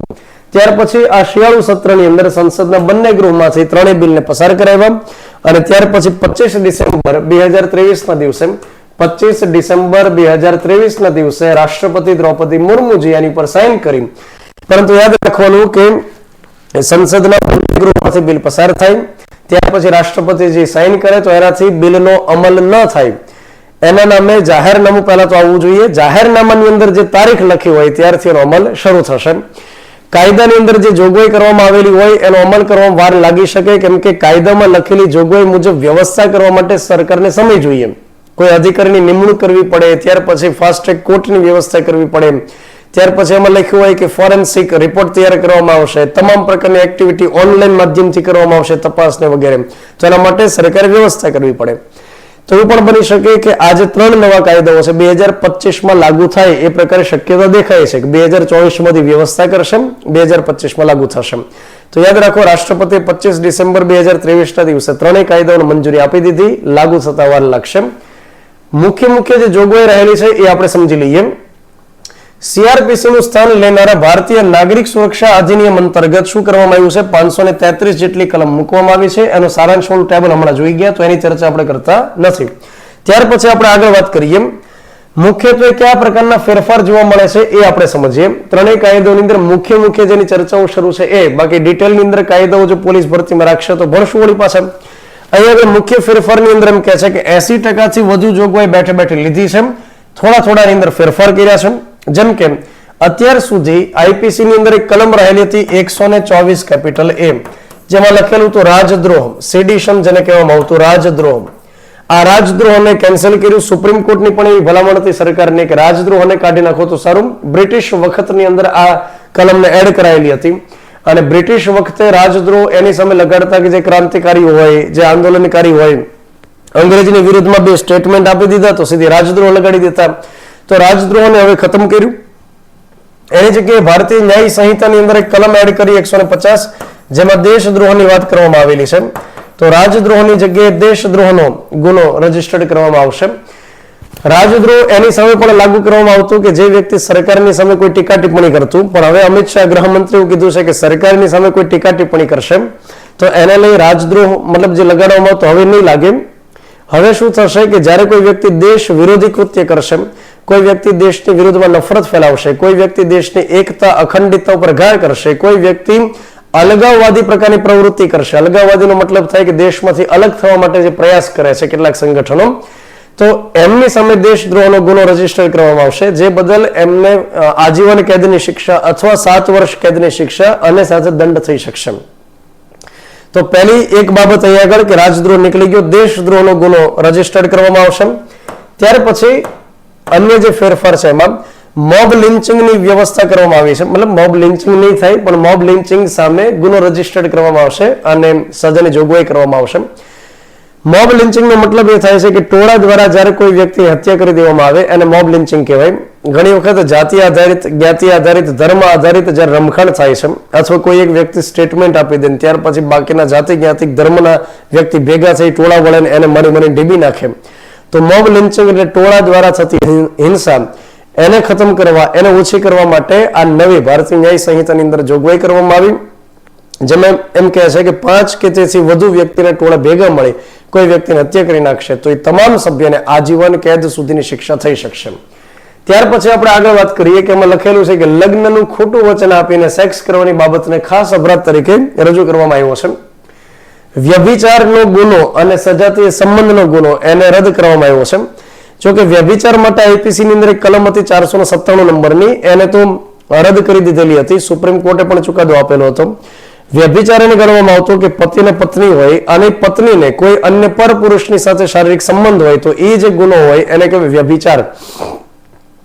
વ્યભિચાર અંતર્ગત જે પર પુરુષ હોય એ જો પકડાઈ જાય તો એને 5 વર્ષ સુધીની શિક્ષાની જોગવાઈ હતી, પણ પેલી જે સ્ત્રી હોય એને કોઈ સજાની જોગવાઈ નહોતી. તો લિંગના આધારે ભેદભાવ હતો, કેમ કે જે સંબંધ રહેલો છે લગ્નેતર સંબંધ જેને કહેવાય એ તો પત્નીની અને પરપુરુષ બેની રાજી ખુશી મરજી હોય છે. તો પછી માત્ર પરપુરુષને સજા કેમ, પેલી પત્નીને કેમ સજા નહીં? તો લિંગના આધારે ભેદભાવ હતો, વ્યભિચારને કાઢી નાખ્યો. અને એ જ રીતે સજાતીય સંબંધ માટે જે આઈપીસી ની કલમ હતી 377 નંબર, તો એને ઓલરેડી સુપ્રીમ કોર્ટે રદ કરેલી હતી, મતલબ કે સજાતીય સંબંધ રાખવાની છૂટ આપેલી હતી. તો નવા કાયદામાં પણ એને સ્વીકાર્યું છે, સજાતીય સંબંધ ઉપર કોઈ કાર્યવાહી નહીં કરવામાં આવે. અત્યાર સુધી પોલીસ રિમાન્ડ જે 15 દિવસ માટે મંજૂર થતી હતી, પરંતુ ગંભીર પ્રકારના ગુનાની અંદર 60 દિવસ કે 90 દિવસ સુધી પણ લંબાવી શકાશે. જે વ્યક્તિ પકડાશે એની ધબધબાટી બોલાવી શકાશે. ત્યાર પછી નાના અપરાધ માટે સજાના નવા સ્વરૂપની અંદર સમુદાય સેવાનો સમાવેશ કરવામાં આવ્યો છે. કમ્યુનિટી સર્વિસ જેને કહેવામાં આવે છે. તો સમુદાય સેવા આપણે કોને ગણી શકીએ? મતલબ નાના અપરાધ હોય કે જેની અંદર તમારે કોઈ શિક્ષા કરવાની જરૂર નથી, તમારે એને કેદમાં રાખવાની જરૂરિયાત નથી, તો એ સમયે સમુદાય સેવા લઈ શકાશે એની પાસેથી, જેની અંદર કોઈ એવી કામગીરી કરવામાં આવશે કે જેનાથી સમાજને ફાયદો થાય. જેમ કે હું તમને એક સિમ્પલ એક્ઝામ્પલ આપું કે અમે જ્યારે સ્કૂલની અંદર ભણતા પ્રાઇમરીની અંદર, ત્યારે સ્કૂલની અંદર એક પ્રોગ્રામ આવ્યો હતો અને એ અંતર્ગત સૌરભભાઈ પટેલ છે જે એ સમયે ઉર્જા મંત્રી હતા, એ ત્યાં આગળ આવવાના હતા અને એ સમય દરમિયાન મહેમાનો માટે ચા બનાવવાની કામગીરી માટે એક કમિટી બનાવેલી હતી અને કમિટીની અંદર મને પણ એક સભ્ય તરીકે એ સમય રાખેલો હતો. તો મહેમાનો આવે, મહેમાનો ચા પીવે એ પહેલા ભાઈબંધો બધા ચા પી ગયા અને ત્યાર પછી મહેમાનો સૌરભભાઈ પટેલને પણ ચા મળી નહીં. એ સમયે બોલાઈને બધાને ટેસ્ટ કરાવી હતી કે જોઈ લો તમે ચા, જોઈ લો કેવી હોય છે સરકારી શાળાની ચા.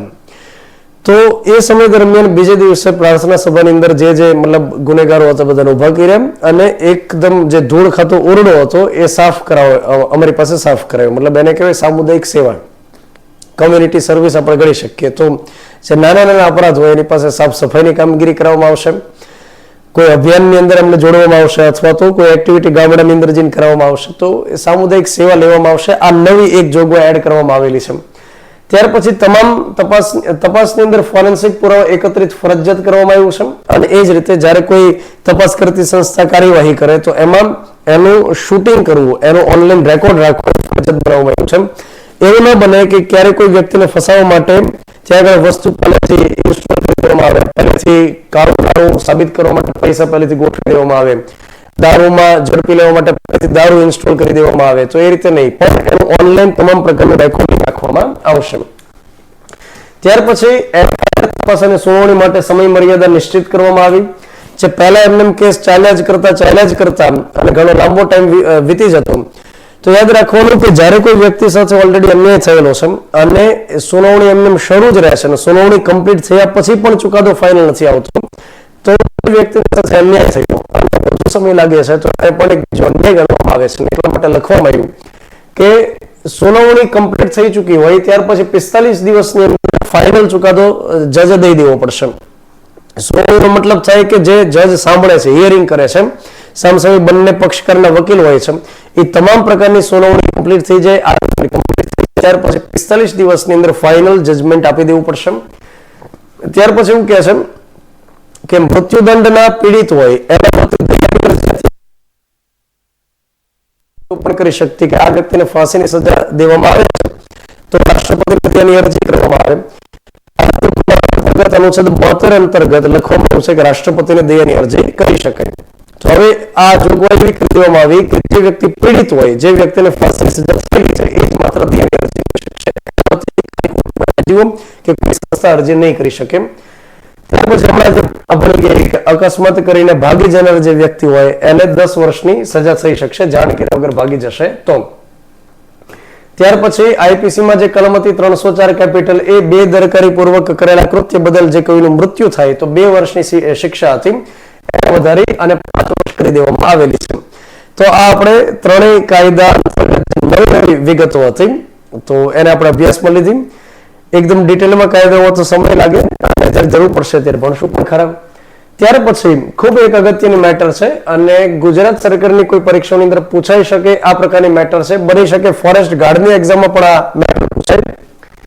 લોકપ્રિય સિંહણ જેને રાજમાતા એ પ્રકારે સંબોધવામાં આવતા, મતલબ કે લોકપ્રિય એક સિંહણ રાજમાતા એનું એક સ્ટેચ્યુ અમરેલી અંદર મૂકવામાં આવ્યું છે. તો રાજમાતા તરીકે ફેમસ બનેલી સિંહણ અને એનું નિધન થયું 2020 ની અંદર 15 ઓગસ્ટ 2020 ના દિવસે એનું નિધન થયું. કોરોનાનું વર્ષ હતું 2020 એટલા માટે સ્ટેચ્યુ મૂકવાની અંદર થોડો સમય લાગ્યો, 3 વર્ષ વીતી ગયા અને ત્યાંના લોકોએ ભેગા મળી અને એક પહેલ ઉપાડી, એક ઝુંબેશ ઉપાડી. ત્યાંના જે લોકો હતા, લીલિયા વિસ્તારની આસપાસના જે લોકો હતા એને આ સિંહણ પ્રત્યેનું માન હતું, સન્માન હતું. આ સિંહણ પણ એટલી લોકપ્રિય હતી કે 2016 થી ત્યાંના લોકો એમને કહેવા લાગ્યા હતા રાજમાતા છે એમ કહીને. અને સિંહણ જે રહેલી છે એ ત્યાં આગળ જે વસવાટ કરતી તો આસપાસની અંદરથી કોઈ સિંહણ ત્યાં એન્ટર ન થવા દેતી. બીજું કે આ સિંહણ જે હતી એ લોકોની પર એટેક ન કરતી, માણસોનો શિકાર ન કરતી, એટલે લોકોને એક પ્રકાર આશકારો હતો કે બીજા કોઈ સિંહણને આવવા નથી દેતી અને પોતે કોઈ નુકસાન કરતી નથી. તો 2016 પછીથી એમને રાજમાતા તરીકે સંબોધન શરૂ કરી દીધું. આ સિંહણનો જન્મ થયો તો વર્ષ 2000ની સાલમાં એમનો જન્મ થયેલો અને 19 વર્ષની વયે એમનું નિધન થાય છે. 19 વર્ષની વયે નિધન થાય છે એટલે એક પ્રકાર આપણે રેકોર્ડ પણ કહી શકીએ કે સામાન્ય રીતે એશિયાટિક સિંહોનું 19 વર્ષ માટે જીવી. અલગ અલગ 7 વખત સિંહ બાળને જન્મ આપ્યા, જેની અંદર 15 ટોટલ સિંહ બાળનો સમાવેશ થાય છે. તો સિંહની સંખ્યા વધારવામાં આમનો સિંહ આપણે ગણી શકીએ. તો 19 વર્ષની ઉંમરે એમનું નિધન થાય છે. એમણે અલગ અલગ 7 વખત સિંહ બાળને જન્મ આપ્યો અને 15 જેટલા સિંહ બાળ એમને જન્મ આપ્યો. ત્યાર પછી આપણે વાત કરીએ અમરેલીના લીલિયાની આસપાસના વિસ્તારમાં પોતાનું સામ્રાજ્ય જમાવ્યું. ત્યાર પછી સિંહણ કોઈ નુકસાન નહોતી કરતી. એ જ રીતે 2008ની અંદર વન વિભાગ દ્વારા આ સિંહણને શેત્રુંજી વિસ્તારમાંથી લઈ અને ગીર વિસ્તારની અંદર શિફ્ટ કરી અને એ સમયે એમને કોલર પણ લગાડી દેવામાં આવેલો હતો કે જેથી કરીને મુવમેન્ટને ટ્રેક કરી શકાય અને એના માટે એક સંસ્થાએ કોલર લગાડેલો હતો. Wild life institute of India તરફથી એમને કોલર લગાડી દેવામાં આવેલો હતો જેથી કરીને ટ્રેક કરી શકાય. ત્યારે કરતી 3 સિંહ બાળની સાથે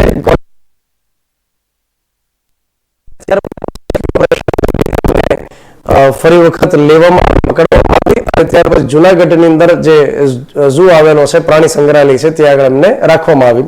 જ્યારે અમરેલીના લોકોને આ વાતની જાણ થઈ કે આ સિંહણ જેને રાજમાતા તરીકે લોકો મતલબ ઓળખતા એમને પ્રાણી સંગ્રહાલયની અંદર મૂકવામાં આવી છે, તો એક રીતસરનું આંદોલન શરૂ કરેલું, ફોરેસ્ટ વિભાગ ઉપર પ્રેશર કરેલું અને ત્યાર પછી ત્યાંથી લઈ એ ઝૂમાંથી લઈ અને એમને ફરી પાછા ગીર વિસ્તારની અંદર છોડવામાં આવી. તો આ જે રાજમાતા તરીકે ઓળખાતી સિંહણ છે એમનું 9 ફૂટ ઊંચું એક સ્ટેચ્યુ છે એને મૂકવામાં આવ્યું અને એ અમરેલીના ક્રાંકચ ગામની અંદર મૂકવામાં આવેલું છે. આ વિગત આપણે યાદ રાખવી પડશે. તો અમરેલીના ક્રાંકચ ગામની અંદર આ એક સ્ટેચ્યુ મૂકવામાં આવ્યું છે. ત્યાર પછી આપણે અન્ય મેટર તરફ આગળ વધીએ.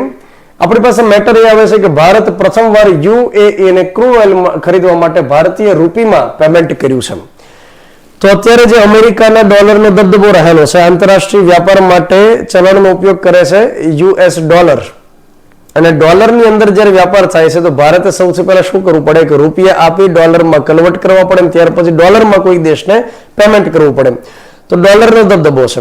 બીજું કે ડોલરની અંદર કિંમતમાં વધઘટ થાય તો ભારતીય અર્થતંત્ર ઉપર પણ અસર થાય છે. તો બેટર છે કે આપણે ડોલરની અંદર કોઈકને પેમેન્ટ કરીને કરતા બેટર છે કે રૂપીસની અંદર કરીએ. તો પહેલી વખત આ પ્રકારની ઘટના બની છે કે ભારતે UAE પાસેથી ક્રૂડ ઓઇલ ખરીદ્યું અને રૂપીસની અંદર પેમેન્ટ કર્યું હોય, જેના માટે થઈ અને જુલાઈ 2023ની અંદર ભારતીય ઇન્ડિયન ઓઇલ કોર્પોરેશન અને Abu Dhabi national oil company વચ્ચે MOU કરવામાં આવેલો હતો કે અમે તમને રૂપીસની અંદર પેમેન્ટ કરશું. ભારત ક્રૂડ ઓઇલ ખરીદવાની અંદર આમ જોઈએ તો પોતે 85% કે તેથી વધુ હિસ્સો પોતે આયાત કરે છે. ભારતની અંદર જેટલી જરૂરિયાત છે ઓઇલની એમાંથી 85%થી વધુ એ પોતે આયાત કરે છે. એ જ રીતે ભારત ઉર્જાને વાપરતો હોય એવો 3જા નંબરનો દેશ છે વિશ્વની અંદર. તો ઓઇલની જરૂરિયાત એ વધારે છે. તો એ સમયે આપણે UAE પાસેથી ખાસું ઓઇલ ખરીદીએ અને એને રૂપીસમાં જો પેમેન્ટ કરશો તો એનાથી ફાયદો થશે. ડોલરને કન્વર્ટ કરવા માટે જે ટ્રાન્ઝેક્શન રેટ હોય એ પણ નહીં દેવાનો. ડોલરની કિંમતમાં ફેરફાર થાય તો ભારતના અર્થતંત્રને કોઈ ફરક નહીં પડે. બીજી બાબત એ છે કે રશિયાની સાથે ભારતે આના માટે ડીલ શરૂ કરેલી છે, પરંતુ રશિયાએ અત્યારે હાલ એ ડીલને અટકાવી છે કે અમે રૂપીસની અંદર પેમેન્ટ લેશું. રશિયાએ આ પ્રકારે તૈયારી દાખવેલી, ભારતે એના માટે તૈયારી પણ કરેલી, પરંતુ હાલ એ ડીલ અટકેલી છે. તો UAE દેશ આપણે યાદ રાખવો પડશે. આ પહેલો એવો દેશ છે કે જેમણે રૂપીસમાં પેમેન્ટ લીધેલું હોય. હવે તમે વિચારો કે UAE ભારતની પાસેથી રૂપીસમાં પેમેન્ટ લેશે તો એની પાસે રૂપિયા ઓલરેડી પડેલા છે. એ ભારતની પાસેથી કોઈ વસ્તુ ખરીદવી હશે તો એ રૂપીસની અંદર ખરીદી શકશે. અથવા બીજું એ પણ થઈ શકશે કે UAE જે દેશ છે એની પાસેથી બીજા પણ કેટલાક દેશો શું કરતા હશે તો કે બીજા પણ કેટલાક દેશો ઓઇલ ખરીદતા હશે, ક્રૂડ ખરીદતા હશે.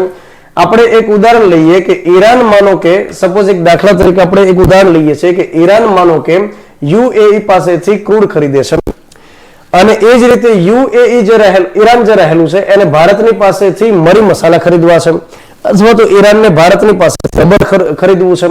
તો આ ઈરાનને જરૂરિયાત છે ઓઇલની UAE પાસેથી અને એ જ રીતે ઇન્ડિયા પાસેથી રબર ખરીદવું છે. તો ઇન્ડિયા જે રહેલું છે એ તરત જ કહેશે કે તમે અમારી પાસે જે રબર ખરીદો એ તમે અમને રૂપીસની અંદર પેમેન્ટ કરશો. આ ઈરાનની પાસે રૂપીસ ક્યાંથી આવશે તો એ UAE પાસેથી આવી શકશે. UAE ની પાસે ઓલરેડી રૂપિયા પડેલા છે. એ જ્યારે ઈરાનની પાસે કોઈ ડીલ કરશે કે આ ઈરાન અહીંથી કંઈક ખરીદશે, UAE અહીંથી કંઈક ખરીદશે, તો યુએઈ ઈરાનની પાસેથી જ્યારે કોઈ વસ્તુ ખરીદ છે એનું પેમેન્ટ શેમાં આપશે? રૂપીસમાં આપશે. એ રૂપીસ ઈરાન લઈને ક્યાં આપશે? ઇન્ડિયામાં આપશે. તો આ પ્રકારની શરૂઆત થઈ શકશે, પણ એને થોડો સમય લાગશે. તો ધીમે ધીમે કરતા આંતરરાષ્ટ્રીય માર્કેટની અંદર રૂપિયો વધે, એનું નેટવર્ક વધે, એના માટે સરકાર પ્રયાસ કરે છે, જેના માટે એક સારી સફળતા આપણે ગણી શકીએ. યુએઈ આજે પેમેન્ટ લીધું છે રૂપીસમાં, તો કાલ સવારે બીજા પણ કેટલાક દેશો લઈ શકશે. જ્યારે આપણે ક્રૂડ ઓઇલની વાત કરતા હોઈએ તો એક બીજી મેટર આપણે સાથે યાદ રાખવી પડશે. અંગોલા નામનો એક આફ્રિકન દેશ છે જે ઓપેક માંથી છૂટો થયો છે. તો આ મેટર આંતરરાષ્ટ્રીય સંબંધ અંતર્ગત આપણને પૂછાઈ શકે. અંગોલા નામનો એક દેશ છે જે ક્યાંથી છૂટો થઈ જાય છે? ઓપેક નામના સંગઠનમાંથી. તો સૌથી પહેલા આપણે આ અંગોલા નામનો દેશ ક્યાં આવેલો છે એ નકશાની અંદર જોઈએ તો આ વિશ્વનો નકશો રહેલો છે, જ્યાં આગળ આ આફ્રિકન ખંડ રહેલો છે અને ત્યાં આગળ આ દેશ છે અંગોલા. અને એને આપણે જોઈએ કે ઓપેક નામના સંગઠનમાંથી જે એ દૂર થયો છે, છૂટો થયો છે. તો અહીંયા આગળ જે પીળો હાઇલાઇટ થયેલો વિસ્તાર છે એ ઓપેકના સંગઠનના દેશ રહેલા છે, સભ્ય દેશ રહેલા છે. આપણે હમણાં ઓપેક વિશેની માહિતી મેળવી લઈએ. એની પહેલા એ સમજી લઈએ કે અંગોલા નામનો આફ્રિકન દેશ એ ઓપેક માંથી દૂર શા માટે થાય છે? તો ઓપેક એક એવું સંગઠન રહેલું છે કે જે ઓઇલ એક્સપોર્ટ કરતા હોય, ઓઇલની નિકાસ કરતા હોય એવા દેશોનું બનેલું એક સંગઠન છે, જેની વિગત આપણે ઓલરેડી આની અગાઉની મેટરમાં લીધેલી હતી. ઓપેકનું પૂરું નામ થાય છે Organization of the Petroleum Exporting Countries. એવા દેશોનું બનેલું એક સંગઠન કે સંસ્થા કે જે ઓઇલને એક્સપોર્ટ કરે છે, દુનિયાના દેશોને આપે છે. તો 1960 ની અંદર યોજાયેલા બગદાદ જે ઈરાકની રાજધાની છે, તો 1960 બગદાદ ખાતે કોન્ફરન્સનું આયોજન થયેલું, જેના પરિણામે આ પ્રકારની સંસ્થાનો જન્મ થાય છે સંગઠનનો. શરૂઆતની અંદર આ સંગઠનની સ્થાપના કરનાર દેશો હતા Iran, Iraq, Kuwait, Saudi Arabia અને વેનેઝુએલા. અત્યારે હાલમાં 13 સભ્યો રહેલા, જેમાંથી અંગોલા છૂટું થતા હવે કેટલા સભ્ય રહેલા છે? 12. બીજી બાબત એ છે કે આ બધા આરબના કન્ટ્રીઝ અને ઓઇલ એક્સપોર્ટ કરતા મોટી પ્રમાણમાં ઓઇલ એક્સપોર્ટ કરતા હોય એવા દેશનું સંગઠન, પણ બીજા સાથે 10 દેશો પણ આમની મીટિંગમાં ભાગ લે છે કે જે પણ થોડા ઘણા પ્રમાણની અંદર તો ઓઇલને એક્સપોર્ટ કરતા હોય, ઓઇલનું પ્રોડક્શન કરતા હોય. તો 13 સભ્યો વત્તા 10 એમ કરીને મીટિંગ યોજતા હોય છે. અને ઓપેકનું સચિવાલય આવેલું છે વિયેના, ઓસ્ટ્રિયા ખાતે, ઓસ્ટ્રિયાના વિયેના ખાતે. તો તમારે એટલું યાદ રાખવાનું કે અંદર અંદર યુનિટી જાળવી શકે, અંદર અંદર ભેગા મળીને ડિસ્કસ કરી ત્યાર પછી આપણે પર ડે કેટલા બેરલ મતલબ ઓઇલ આપણે જમીનમાંથી કાઢશું, તો આ પ્રકારે એક સમજૂતી કરી શકાય એના માટે સંગઠન બન્યું છે. અંગોલા દેશ અત્યારે છૂટો થાય છે. એમનું કહેવાનું એમ છે કે ઓઇલ પ્રોડક્શન માટેની જે મતલબ બાંધેલી હોય અથવા તો ઓઇલ વેચવા માટેની જે લિમિટ બાંધેલી હોય એનાથી અંગોલા દેશને એક વાંધો હતો. તો એમને લાગ્યું કે સંગઠનમાં રહીને વ્યાપાર કરીએ, એકલા ધંધો ન કરીએ, પોતાના નિયમ, પોતાનો ધંધો, પોતાનો નફો. તો એના માટે છે ને અંગોલા દેશ અત્યારે છૂટો થાય છે. અંગોલાની રાજધાની રહેલી છે લુઆન્ડા, ત્યાર પછી એની કરન્સી છે અંગોલન વાન્ઝા, ત્યાર પછી એમના રાષ્ટ્રપતિ છે જોગો લિરોન્કો, એમ કરીને એમના રાષ્ટ્રપતિ છે. થોડા વિચિત્ર નામ રહેલા હોય છે, પણ ખાસ કરીને આપણે રાજધાની જે રહેલી હોય એને યાદ રાખવી જરૂરી છે. ત્યાર પછીની મેટર તરફ વધીએ. ખૂબ અગત્યની વળી પાસે એક મેટર આવેલી છે, CAA 2024 થી લાગુ થઈ શકે આ પ્રકારની શક્યતા છે. CAA 2024 થી લાગુ થઈ શકે તો સૌથી પહેલા એ તો સમજી લઈએ કે CAA કહેવાય કોને? તો CAA નું પૂરું થાય છે સિટીઝનશીપ એમેન્ડમેન્ટ એક્ટ. CAA એનો મતલબ શું થશે? સિટીઝનશીપ એમેન્ડમેન્ટ એક્ટ એનો મતલબ થાય છે.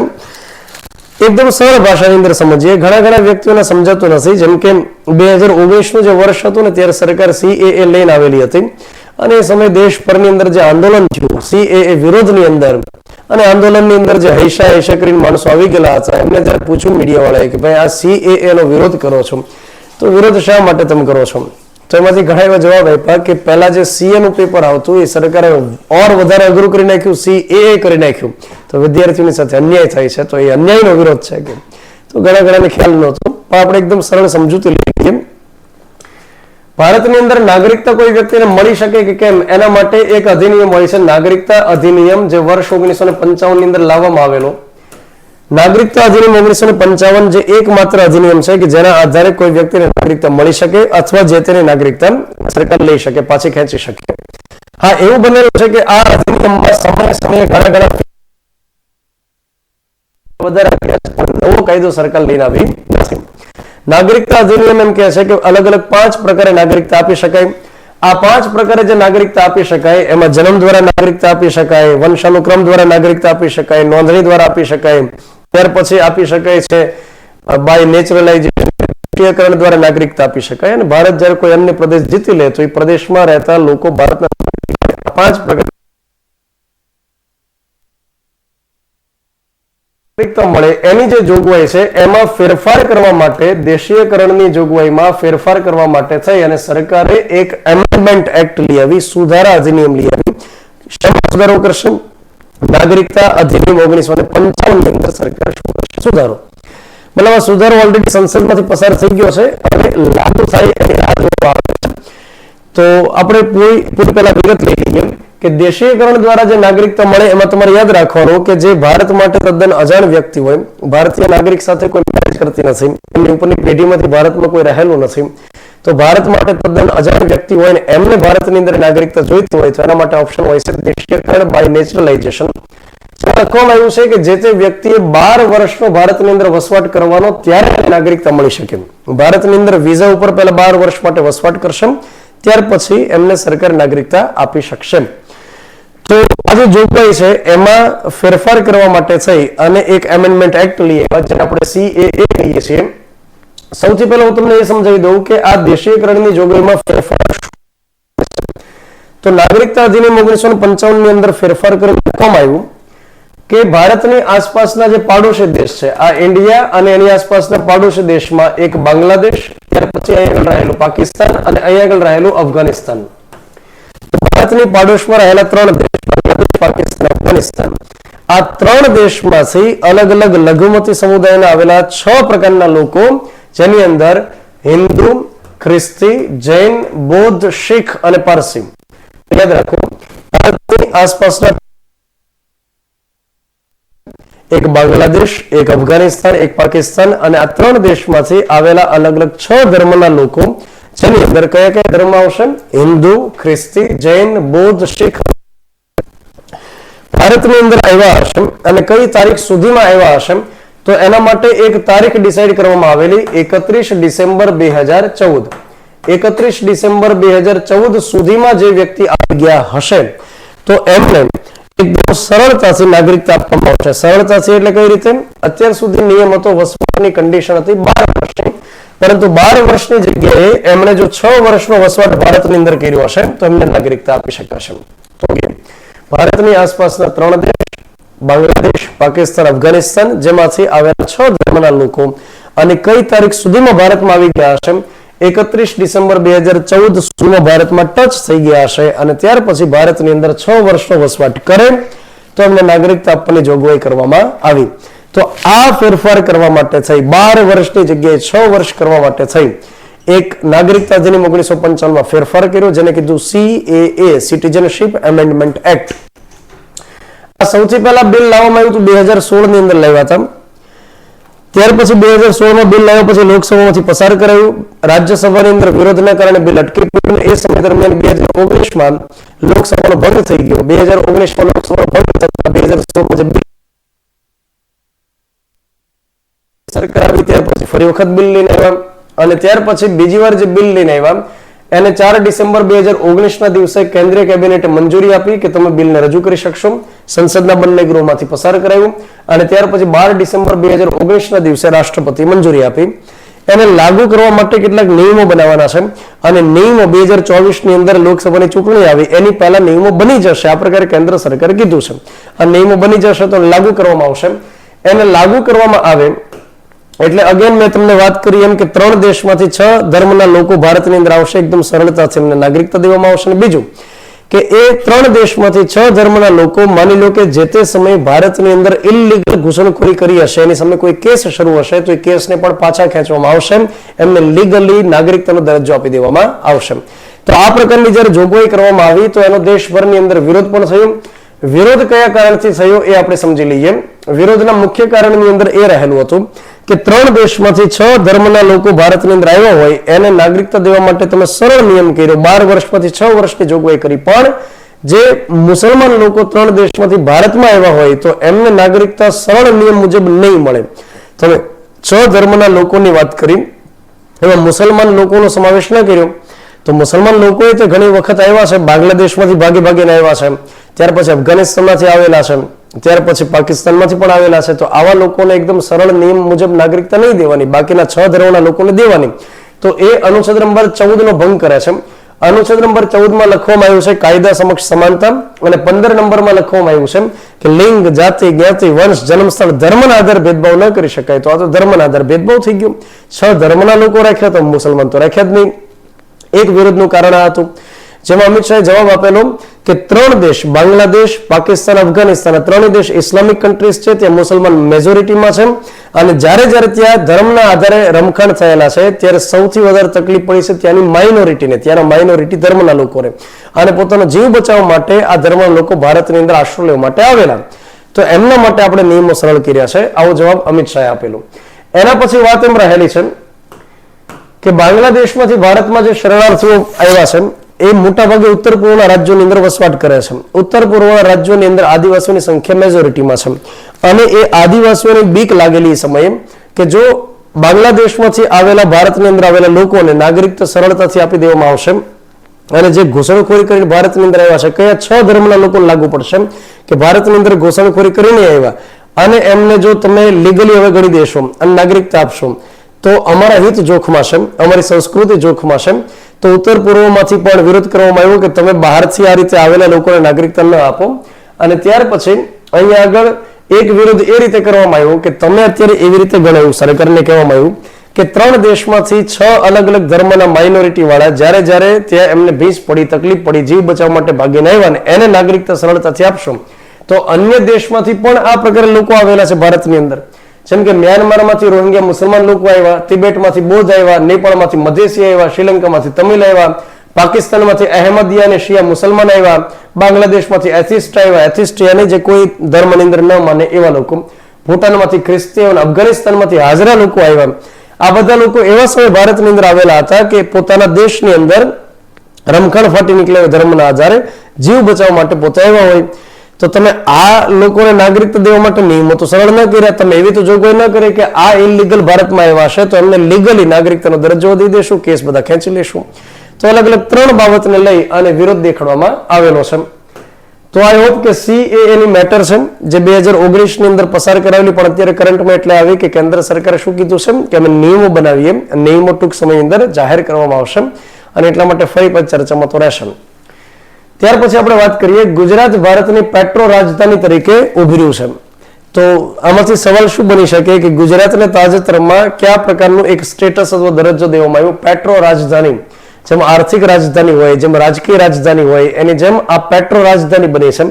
પેટ્રો રાજધાનીનો મતલબ એ થાય છે કે ગુજરાતની અંદર એ પ્રકારનું સાનુકૂળ વાતાવરણ રહેલું છે કે જ્યાં આગળ પેટ્રોકેમિકલ ઉપર ધંધો રોજગાર કરી શકાય, પેટ્રોકેમિકલ ઉપર ફેક્ટરી અત્યારે ઠીકઠાક પ્રમાણમાં કામ કરે છે.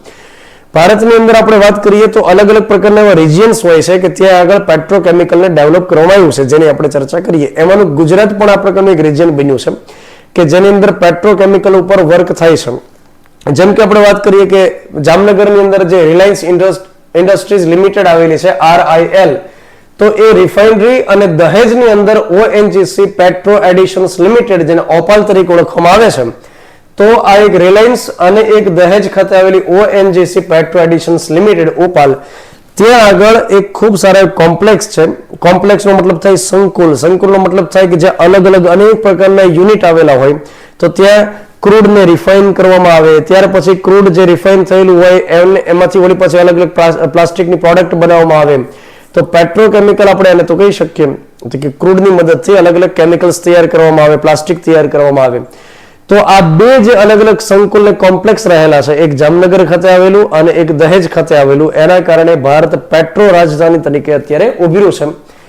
RIL ની જામનગરની રિફાઇનરી વિશ્વની સૌથી મોટી અને સૌથી સંકુલ સિંગલ સાઇટ રિફાઇનરી છે, જે પ્રતિદિન 14 લાખ બેરલ કાચા તેલ પર પ્રક્રિયા કરી શકે છે. ત્યાર પછી જામનગરની જે રિફાઇનરી છે એને કોમ્પ્લેક્સિટીનો સૂચકાંક 21.1 પ્રાપ્ત થયેલો છે. અલગ અલગ પ્રકારના માપદંડના આધારે કંઈક નંબર્સ દેતા હશે. અને રિફાઇનરી કોમ્પ્લેક્સની સ્થાપના 2000ની સાલમાં કરવામાં આવેલી હતી જામનગર ખાતે. ત્યાર પછી ઓપાલની આપણે વાત કરીએ, જે દહેજ ખાતે આવેલી છે, એ એશિયાના સૌથી મોટા પેટ્રોકેમિકલ સંકુલ પૈકીનું એક છે, જ્યાં આગળ ક્રૂડમાંથી અલગ અલગ પ્લાસ્ટિકની વસ્તુ ડેવલપ કરવામાં આવતી હોય. તે oil and natural gas corporation, જેને આપણે ઓએનજીસી કહીએ, ગેસ ઓથોરિટી ઓફ ઇન્ડિયા ગેલ અને ગુજરાત પેટ્રોલિયમ કોર્પોરેશન લિમિટેડનું સંયુક્ત સાહસ રહેલું છે, જે ઓપાલ છે એ. ત્યાર પછી Opal refinery complex 14 lakh ton polymer અને 5 લાખ ટન રસાયણનું ઉત્પાદન કરી શકે છે. તો ભારતની અંદર આજે ગૌરવ સમાન 2 અલગ અલગ મતલબ કે રિફાઇનરી કોમ્પ્લેક્સ આવેલા છે. એના કારણે ગુજરાત પેટ્રોકેમિકલ રાજધાની બની છે. તો ઓપાલની સ્થાપના 2006માં કરવામાં આવેલી હતી. ત્યાર પછી એક સાથે એમની જોડેલું મેટર આપણે જોઈ લઈએ કે દહેજની અંદર જે ઓપાલ આવેલું છે, તો દહેજનું પેટ્રોકેમિકલ્સ, કેમિકલ્સ અને પેટ્રોકેમિકલ ઇન્વેસ્ટમેન્ટ રિજિયન, જેમ કે સ્પેશિયલ ઇન્વેસ્ટમેન્ટ રિજિયન હોય, તો જેમ સ્પેશિયલ ઇકોનોમિક ઝોન હોય, એની જેમ આ દહેજની અંદર એક એવું ક્ષેત્ર ડેવલપ કરાયું છે કે જે પેટ્રોકેમિકલ રિફાઇનરીઓ અથવા તો કંપનીઓ સ્થાપી શકાય. તો કેન્દ્ર સરકારની એક પોલિસી રહેલી છે અને પોલિસી અંતર્ગત મતલબ 2007ની પોલિસી અંતર્ગત અલગ અલગ આવા વિસ્તાર ડેવલપ કરવામાં આવે એવો ટાર્ગેટ રાખવામાં આવેલો.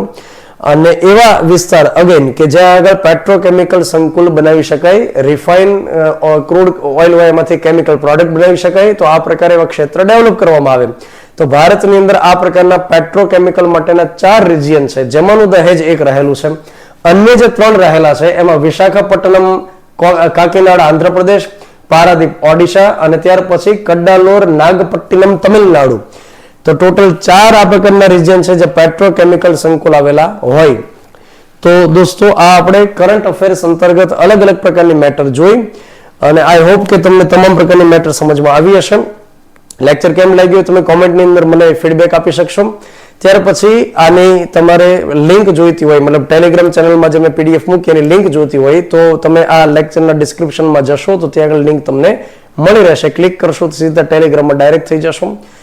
જોડાયેલા વર્લ્ડ બોક્સની સાથે બાકી કોઈ સવાલ હોય તો કોમેન્ટમાં પૂછી શકશો. સાથે તમે એકેડેમીના નંબર ઉપર સંપર્ક કરી પણ પૂછી શકશો. ફરી પાછા આ પ્રકારના લેક્ચર સાથે ભેગા થઈએ ત્યાં સુધી જય હિન્દ, જય Bharat. Thank you very much.